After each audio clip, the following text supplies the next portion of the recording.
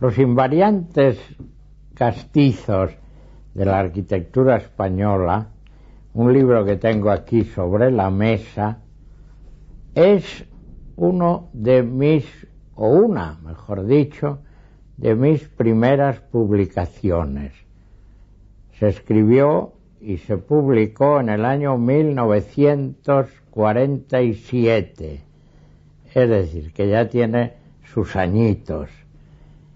Y para mí se da el caso, que en cierto modo es un poco frustrante, de que siendo uno de mis primeros libros, se puede decir que el primero de alguna importancia, aunque antes había publicado algunas cosas menores y por supuesto artículos de revista, etcétera, supone, siendo uno de mis primeros libros, uno de los que han tenido más éxito. Y digo que esto es un poco deprimente, porque dice uno, bueno, pues en lugar de ir yo ascendiendo en, no sé, en difusión, en importancia a mi trabajo, pues casi donde di yo la mejor prueba de originalidad y de novedad fue en una de mis primeras obras.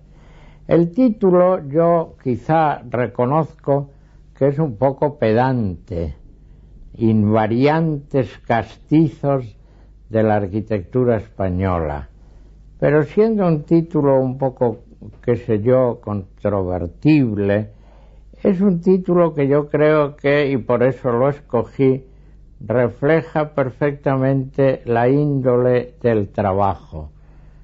Se podían haber empleado otras palabras, en vez de invariantes, constantes, que era un tema que le interesaba, por ejemplo, mucho a Eugenio d'Ors, que los llamaba también, todavía con mayor pedantería, eones, es decir, elementos fundamentalmente constantes en una evolución. Yo utilicé el término de invariantes porque en alguna medida, y lo digo en los prólogos, en alguna medida reflejaba mejor mi pensamiento que constantes. Constantes puede ser un término más vago, invariantes más concreto. Este libro, como he dicho, se publicó el año 1947 en un formato muy distinto del que han tenido las ediciones sucesivas. Era un libro de formato mucho mayor, con dibujos que tenían por consiguiente e ilustraciones mayor tamaño, pero luego ya se cambió este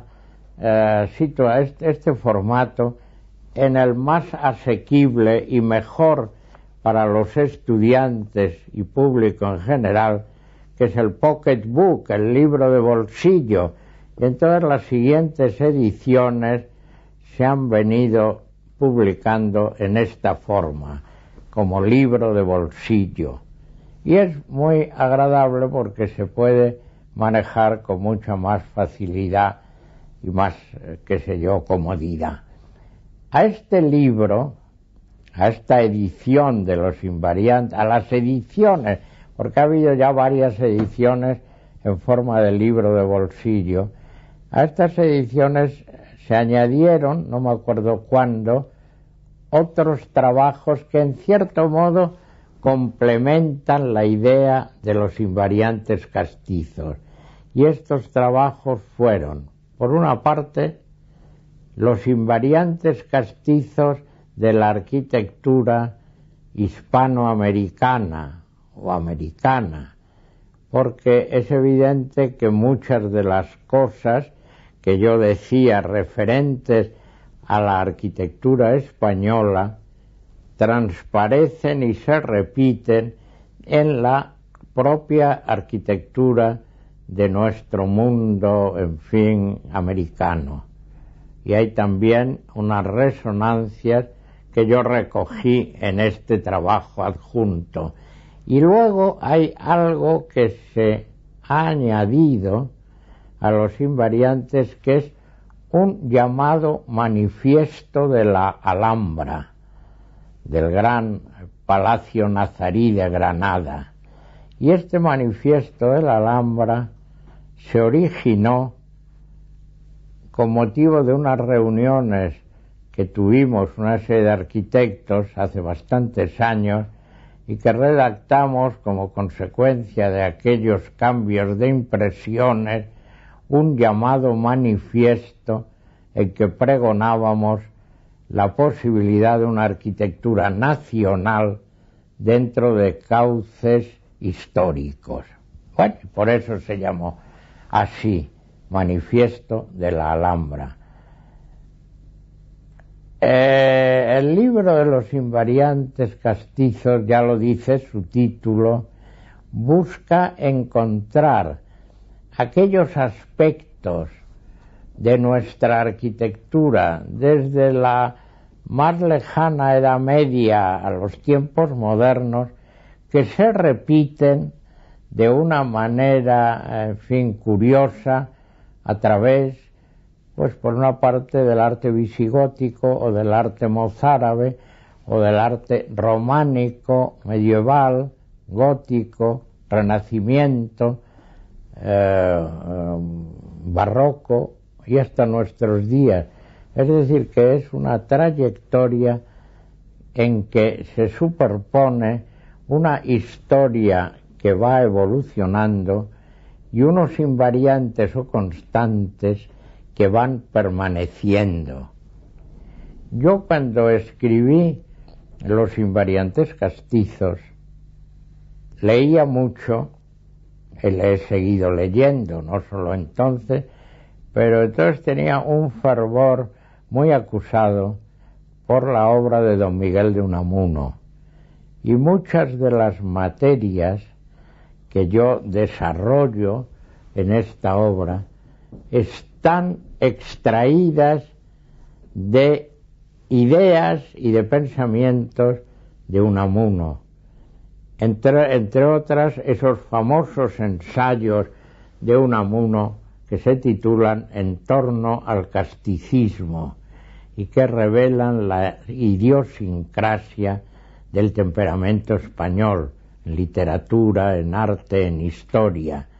Entonces, en torno al casticismo, clarividentes ensayos de don Miguel de Unamuno, yo tejí un poco parte de mi, pensamiento. Y pude comprobar, y creo que lo demuestra suficientemente el libro para el lector que le interese, pude demostrar que evidentemente en esta arquitectura nuestra existen unas componentes que en realidad subyacen de la corriente histórica con un carácter de mayor permanencia. En una palabra, que determinado sentido del volumen, determinado sentido de la proporción, determinado sentido del espacio, lo vemos aparecer en etapas que artísticamente son muy diferentes, pero que comulgan en esta idea.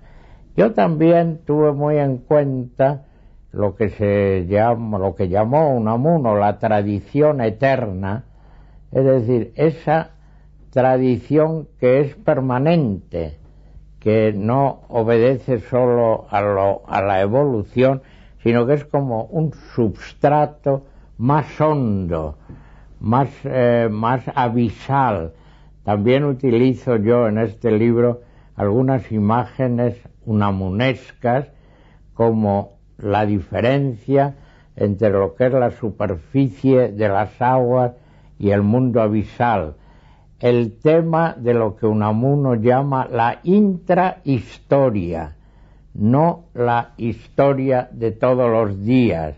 Esa era siempre una obsesión de Unamuno, encontrar detrás de la efemérides cambiante y propia de los días que pasan, encontrar cuál es el mundo abisal, cuál es la intrahistoria que subyace a esto.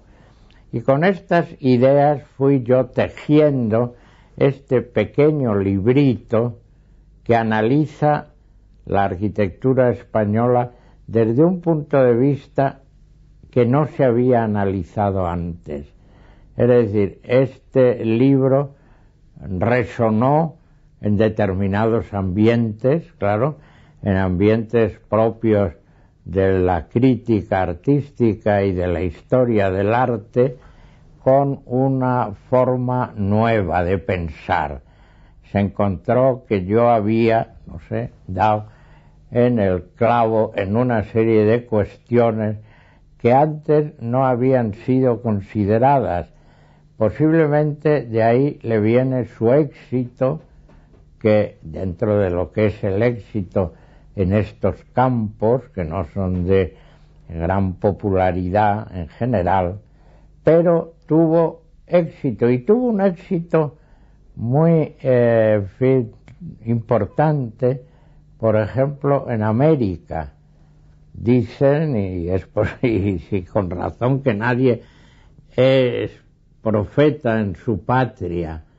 Bueno, es posible que eso sea en muchos aspectos verdad, y que este libro tuviera mucho más aceptación e influencia en el mundo americano que en el mundo español. Por eso de que siempre el mundo de uno es más cicatero y menos proclive a reconocer las cosas. Siempre hay una reserva especial. En cambio, en mundos ajenos está mucho más abierto el espíritu a este reconocimiento. Yo he tenido bastantes comparecencias a lo largo de mi carrera, y no de mi carrera de arquitecto, sino principalmente como historiador, porque mi vida ha tenido un doble, llamemos, matiz.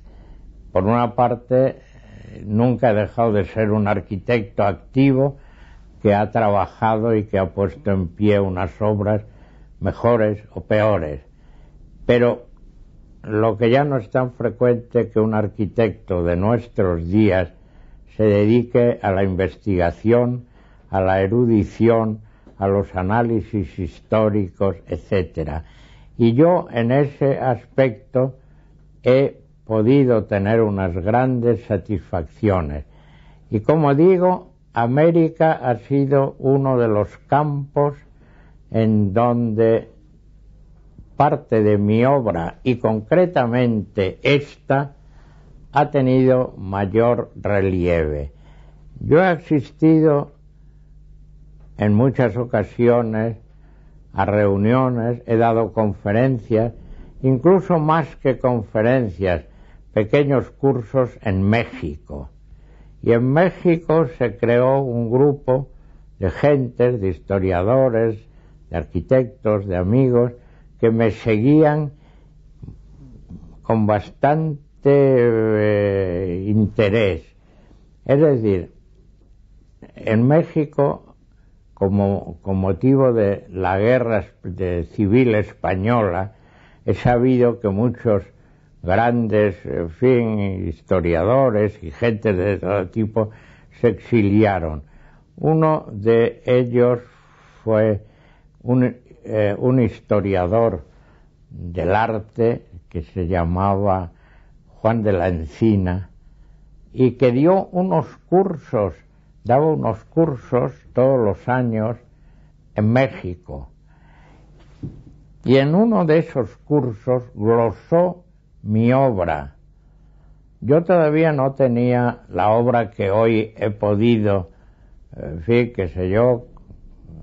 reunir, pero ya entonces estaban publicados Los Invariantes y algunas otras cosas mías. Y entonces Juan de la Encina, pues, dedicó un curso a hablar de mí, y no me conocía porque yo no lo había tratado antes de la guerra. Yo era un joven estudiante, totalmente desconocido, y Juan de la Encina era ya una figura muy considerable de la intelectualidad madrileña. pero conoció obras mías, entre ellas esta de Los Invariantes, y dedicó un curso a hablar de mi persona. Y cuando yo fui a México por primera vez, desgraciadamente no encontré a Juan de la Encina, porque había fallecido 1 o 2 años antes, no recuerdo, pero me encontré a toda su escuela, a todos sus discípulos, a todas las personas que asiduamente acudían a los cursos de Juan de la Encina. Y entonces estos me recibieron en palmitas, porque ya me conocían sin conocerme, porque ya habían oído hablar de mí, porque ya habían seguido muchas de mis ideas. Y luego también tuve ocasión de penetrar en el mundo argentino, en donde dirigí unos cursos en la ciudad de Tucumán. Entonces, con este motivo y con otras apariciones en Venezuela y en otros lugares de América, pues estas obras y estos invariantes castizos pues han sido una forma, han tenido una aceptación y han sido publicados constantemente y profesados en las escuelas de arquitectura o en las escuelas de arte. Entonces, como decía yo en un principio, un libro que fue de los primeros que yo hice se ha convertido en uno de los libros que han tenido una mayor difusión y la siguen teniendo porque no se ha agotado esta vena y se sigue, adquiriendo y tratando, y muchas gentes me conocen por este libro. Como digo, es, creo yo, modestia aparte, bastante original, porque no se había hecho una exploración parecida. La crítica tradicional de la historia de la arquitectura era una crítica más bien positivista y que obedecía a conceptos decimonónicos, de creación de estilos en los cuales se hablaba con un sentido medio biológico de estilos que nacen, que llegan al apogeo, que luego decaen. Entonces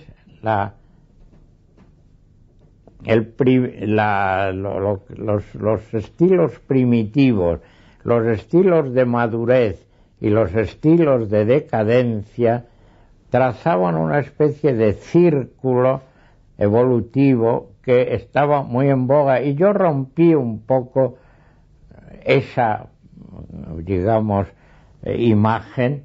Rompí esto diciendo que los estilos, muchas veces, cuando creemos que están en un periodo de decadencia, están por el contrario en un periodo de exaltación y en un periodo que, no por obedecer a clichés históricos anteriores, merecen ser, por ejemplo, desdeñados.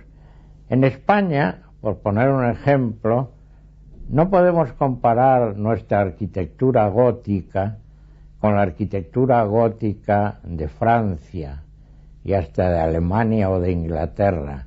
Es un gótico menos brillante y muy mezclado con elementos islámicos o arabizados.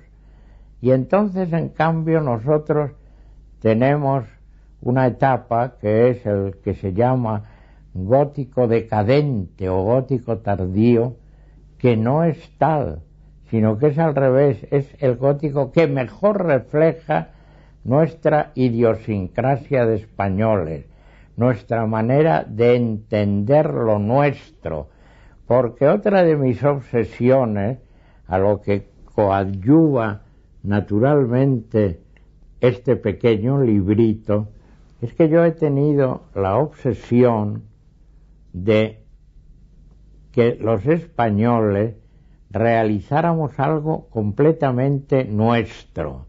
Yo he vivido las escuelas de arquitectura en la época del racionalismo, y en esta época todo lo que los alumnos admiraban eran cosas que no tenían nada que ver con lo nuestro, eran cosas que correspondían al mundo anglosajón, al mundo finlandés, al mundo holandés, al mundo noruego. Pero yo les decía a los alumnos, y no me hacían caso, que nosotros tenemos que indagar dentro de lo que es nuestro, y este libro es como una indagación para comprender perfectamente, o por lo menos tratar de comprender lo que es más nuestro, y de ahí los invariantes, es decir, estos invariantes no pueden darse más que en nuestro país. La manera de concebir el espacio, y no voy a entrar aquí en una lección más o menos, en fin, qué sé yo, técnica. La manera de concebir el espacio es uno de los puntos claves para indagar cuál es el espíritu de la arquitectura. El espacio lo comprenden los arquitectos de una manera distinta en los países nórdicos que en los países meridionales. Y evidentemente una de de los factores que nos caracterizan especialmente es nuestra larga convivencia con el mundo islámico. Y esta larga convivencia con el mundo islámico dibuja, define, caracteriza lo nuestro de una manera completamente nueva con relación a otras civilizaciones y a otros mundos. Y cuando yo digo que hay una influencia islámica notoria, no quiero decir que nosotros hayamos aprendido en las escuelas del Oriente, es que nosotros hemos conocido un Oriente nuestro, y además lo que podemos llamar musulmán hay que, hay que bautizarlo siempre de una manera propia. Nosotros hemos creado un arte hispano-musulmán importantísimo, que no es musulmán de todo, ni es occidental del todo. Es un compendio, y por ejemplo, la Alhambra de Granada, y aquí vuelvo a ese manifiesto de la Alhambra, que aquí la Alhambra de Granada es un monumento que tiene evidentemente mucho de aportación oriental, pero mucho de aportación española. Es un monumento nuestro, un monumento que más bien somos nosotros, las civilizaciones españolas, los que lo trasladamos al Magreb. Y no es el Magreb el que nos influye tanto sobre nosotros, sino nosotros sobre él.